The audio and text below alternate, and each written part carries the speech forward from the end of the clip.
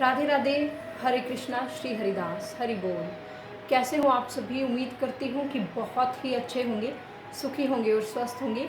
राधा रानी आप सभी को हमेशा हंसता मुस्कुराता रखे, सुखी रखे और स्वस्थ रखे। देखिए, जब भी हमारे मन में प्रभु के लिए भक्ति होती है या किसी भी तरह का कोई भाव होता है, चाहे वो प्रेम भाव हो या हमारे प्रभु के लिए कुछ भी करने की इच्छा हो या इस तरह का कोई भाव हो, तो जितना अधीर हम हमारे प्रभु के लिए कुछ करने को लेकर या कोई भी इच्छा जो हमारे मन में आई होती है, जितना अधीर हम अपनी उस इच्छा को पूरा करने के लिए होते हैं, उससे कहीं ज़्यादा अधीर हमारे प्रभु होते हैं हमारे उस भाव को देखने के लिए, हमसे मिलने के लिए या हमारी उस चीज़ को सुनने के लिए। वो देखते हैं कि हम प्रभु के लिए जो भी इच्छा रखते हैं या जो भी हमारे मन में भाव आया है या जो भी इच्छा आई है, उसको पूर्ण करने के लिए हम क्या कर सकते हैं। तो चलिए, आज मैं आपको ऐसी ही एक कथा सुनाती हूँ जो कि श्री राधा रानी जी का चमत्कार है। और ये कथा ब्रजभूमि में यानी हमारे बरसाना धाम में बहुत प्रचलित है। बहुत समय पहले की बात है। बरसाना धाम में एक बाबा रहा करते थे, एक संत रहा करते थे, जिनका नित्य का नियम था कि वो सुबह सबसे पहले उठकर यमुना जी में जाते, यमुना जी में स्नान करते थे और उसके बाद सबसे पहले श्री जी के महल में जाकर, श्री जी के मंदिर में जाकर श्री राधा रानी जी से मिलते थे, उनके दर्शन करते थे और उसके बाद ही वे जल या भोजन पाते। जब तक वो श्री राधा रानी जी के दर्शन नहीं करते थे, तब तक वो भोजन या जल ग्रहण नहीं करते थे। ये उनका नित्य का नियम था। और ऐसा करते हुए उनकी उम्र 80 वर्ष की हो गई थी। एक दिन इसी तरह से वो सुबह उठकर यमुना जी में स्नान करके श्री राधा रानी जी के महल उनके दर्शनों के लिए जाते हैं। पट खुलने का इंतज़ार करते हैं। जैसे ही पट खुलते हैं, वो श्री राधा रानी जी के दर्शन करते हैं। दर्शन करते समय भाव विभोर हो जाते हैं। और वहीं उसी समय दर्शन करते हुए बाबा के मन में एक भाव आता है। वो ये सोचते हैं कि उनकी इतनी उम्र बीत गई है, वो जब भी श्री राधा रानी जी के मंदिर में आते हैं हमेशा खाली हाथ आते हैं, हमेशा राधा रानी जी से मिलते हैं, उनके दर्शन करते हैं और चले जाते हैं।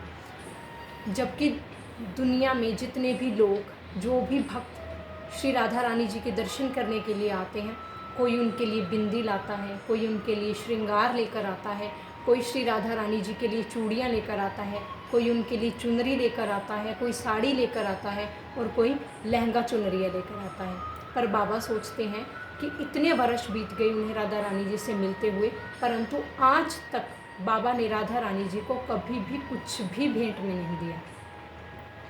कभी भी राधा रानी को उन्होंने कुछ भी उपहार स्वरूप नहीं दिया। ये भाव बाबा के मन में था और यही भाव लेकर बाबा श्री राधा रानी जी के दर्शन करके अपनी कुटिया में वापस लौट आते हैं। और यही चीज़ सोचते सोचते, इसी एक बात को सोचते सोचते बाबा सो भी जाते हैं। रात से सुबह हो जाती है, तब भी उनके दिमाग में यही बात चलती है कि वो राधा रानी जी को क्या भेंट में दें। क्योंकि बाबा के मन में ये भाव था कि वो राधा रानी को आप कुछ भेंट में देंगे, और जब वो भेंट में देंगे वो तभी श्री राधा रानी जी से मिलने उनके धाम आएंगे, तभी वो उनके मंदिर में आएंगे। उस दिन बाबा ने सुबह जैसे ही स्नान किया, तो उस दिन बाबा राधा रानी के दर्शन करने के लिए मंदिर में नहीं गए। उन्होंने राधा रानी जी की पूजा और दर्शन अपने घर में ही किए। उस दिन बाबा जल्दी से बाज़ार में जाते हैं और बाज़ार जाने के बाद वो बहुत ही सुंदर सी एक पोशाक देखते हैं। जो उन्हें सबसे सुंदर पोशाक लगी, बाबा ने वो पोशाक राधा रानी जी के लिए खरीद ली। वो घर में आते हैं, यानी अपनी कुटिया में आते हैं और स्वयं अपने हाथों से अपनी श्री जी के लिए, अपनी श्री राधा रानी के लिए बहुत ही सुंदर सी पोशाक सिलते हैं। जितनी भी सुंदर सुंदर गोटे बाबा उस पर लगा सकते थे, बाबा ने उतने ही भाव से बहुत सुंदर सुंदर गोटे लगाए और इतनी सुंदर पोशाक राधा रानी जी के लिए तैयार की। उस पोशाक की चुनरिया तो बाबा ने बड़े ही मन से, बड़े ही भाव से उस चुनरिया को तैयार किया। और जैसे ही पोशाक तैयार हो गई, बाबा की आंखों से अश्रुधारा बह निकली। बाबा ये भाव सोचने लगे कि जब श्री राधा रानी जी इस लहंगे को, इस लहंगा चुनरिया को पहनेंगी, इस चुनरिया को ओढ़ेंगी, तो राधा रानी सबसे सुंदर लगेंगी। यही भाव बाबा के मन में चल रहा था।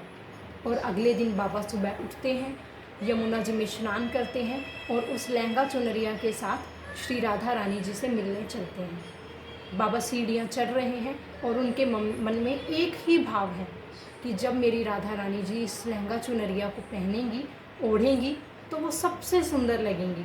मैं इस लहंगा चुनरिया को पहले अपनी श्री जी को देखना चाहता हूँ कि इस लहंगा चुनरिया को ओढ़े वो कितनी सुंदर लगेंगी। जैसे ही ये भाव बाबा के मन में चल रहा था, तभी बाबा को पीछे से एक आवाज़ सुनाई देती है कि बाबा, ओ बाबा। बाबा पीछे मुड़कर जैसे ही देखते हैं तो बरसाना की एक छोटी सी लाली, बड़ी ही सुंदर, जिसने लहंगा चुनरिया पहना हुआ है, बाबा के पास आती है और पूछती है कि बाबा कहाँ जा रहे हो। तो बाबा उस लाली को जवाब देते हैं कि लाली, मैं राधा रानी के दर्शन करने के लिए जा रहा हूँ।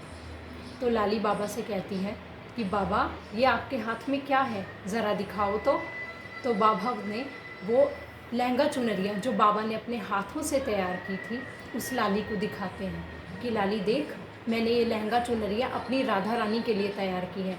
जब वो इस लहंगा चुनरिया को पहनेंगी, इस चुनरिया को ओढ़ेंगी, तो वो बहुत ही सुंदर लगेंगी।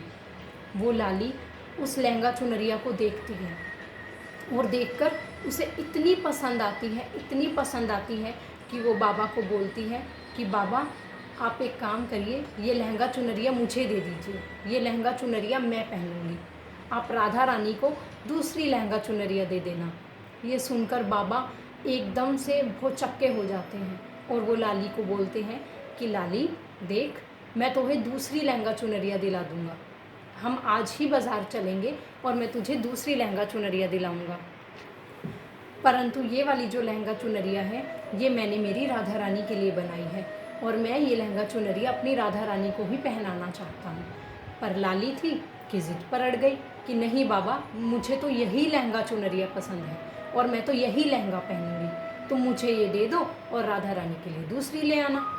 पर बाबा भी ज़िद पर अड़ गए क्योंकि उन्होंने वो बड़े ही भाव से राधा रानी के लिए तैयार की थी। बाबा लाली को एक बार फिर से समझाते हैं कि लाली, मेरी बात मान जाओ, मैं तुम्हें अभी मंदिर से आने के बाद एक नई पोशाक दिलवा दूंगा, पर ये पोशाक मैंने राधा रानी के लिए बनाई है। पर लाली कहाँ मानने को तैयार थी। लाली ने बाबा से वो पोशाक छीनी और सीढ़ियों के रास्ते से नीचे भाग गई। अब बाबा की उम्र इतनी हो चुकी थी कि वो लाली के पीछे भाग नहीं सकते थे। फिर भी जितना प्रयत्न हो सकता था, बाबा ने लाली को आवाज़ लगाई कि लाली सुनो तो, तुम वो लहंगा चुनरिया मुझे वापस दे जाओ। परंतु लाली कहाँ सुनने वाली थी, वो जा चुकी थी। बाबा ये सब देखकर बहुत हक्के बक्के रह गए, उनका मन बहुत दुखी हुआ। बाबा वहीं सीढ़ियों पर नीचे बैठ गए और रोने लगे, बार बार राधा रानी को पुकारने लगी। तभी सीढ़ियों से एक संतों की टोली जा रही थी जो कि श्री राधा रानी जी के महल ही उनके दर्शनों के लिए जा रहे थे। उन संतों ने उन बाबा को बुलाया कि बाबा, क्या बात हुई, तुम क्यों रो रहे हो।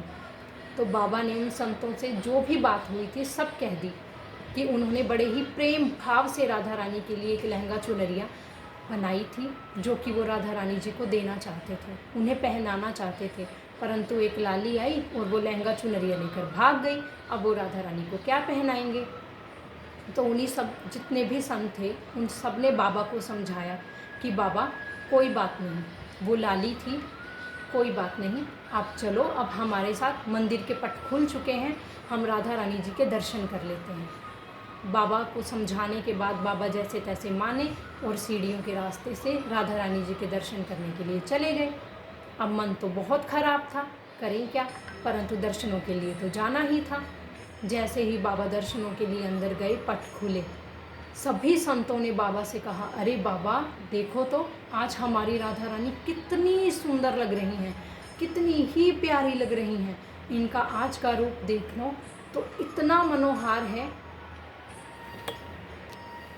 कि अपना पूरा जीवन भी हम इन दर्शनों पर समर्पित कर दें तो भी ज़्यादा नहीं। बाबा ने संतों की बात सुनी और जैसे ही अपनी नज़रें उठाकर श्री राधा रानी जी को देखा, बाबा की अश्रुधारा बह निकली, क्योंकि उन्होंने देखा कि राधा रानी जी ने वही लहंगा चुनरिया पहन रखी थी जो वो लाली उनसे छीन कर भाग गई थी। बाबा इतने भाव विभोर हो गए और राधा रानी जी से बोले कि राधा रानी, हे प्रियाजू, ये क्या, आपको इतना भी सब्र नहीं रहा कि आप वो लहंगा चुनरिया मेरे हाथ से छीन कर ही भाग गई? मैं आप ही के लिए तो वो लेकर आया था, आप ही को मैंने पहनने के लिए वो देना था, परंतु आप इतनी अधीर हो गई, आपको वो लहंगा चुनरिया पहनने का इतना भी सब्र नहीं रहा कि आप वो सीढ़ियों से मुझसे छीन कर भाग गई। राधा रानी जी ने बाबा से कहा कि बाबा, वो सिर्फ लहंगा चुनरिया नहीं थी, उसमें आपका भाव था, आपका प्रेम था, आपके इतने वर्षों की भक्ति, इतने वर्षों की तपस्या थी।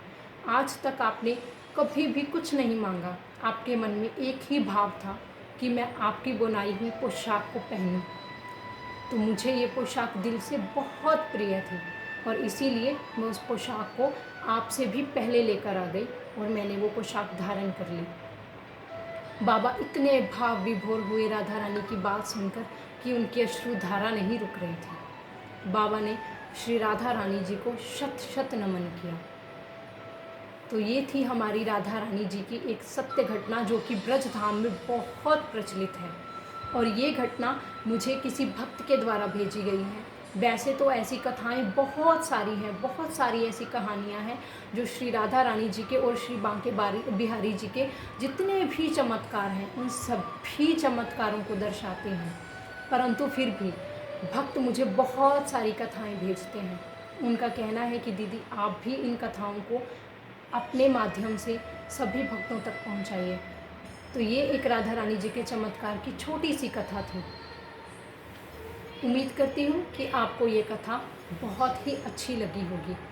इससे हमें यही प्रेरणा मिलती है कि जब भी हम भगवान के लिए, जब भी हम अपनी श्री राधा रानी जी के लिए या बिहारी जी के लिए कुछ भी करें, चाहे वो कैसा भी भाव हो, बस उसमें समर्पण भाव होना चाहिए।